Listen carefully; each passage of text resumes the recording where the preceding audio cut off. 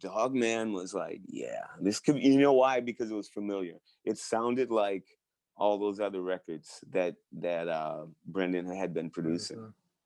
And because Brendan mixed the Soundgarden record, he didn't produce it. That's why we were talking at the same time. But yeah, and so that record came out. I felt like you could put it on, then you could put Soundgarden, Alice in Chains, Nirvana, all of. I felt like we were a part of that genre, which I always thought we were, but we were never really recognized. MTV never would put us there. We were always, no. Did you notice that all those bands were in Headbangers Ball and they were in 120 minutes?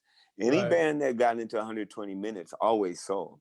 All the bands that were in metal, just metal, they didn't sell real well unless you were Anthrax, Metallica, stuff like that.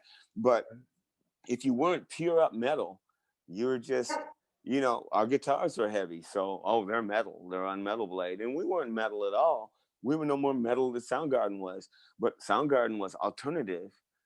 But, but, but we don't believe in metal guitars in alternative music, but we'll make an exception with grunge. So all of a sudden in alternative music, there were distorted guitars, which wasn't happening. That was a no-no in alternative music.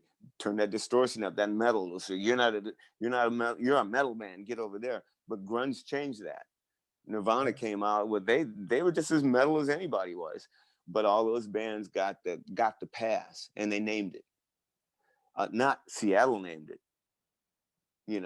Somebody named it, but it wasn't the guys in Seattle. Every one of those guys would tell you, Seattle sound, what's that? None of it sounded alike, and they didn't.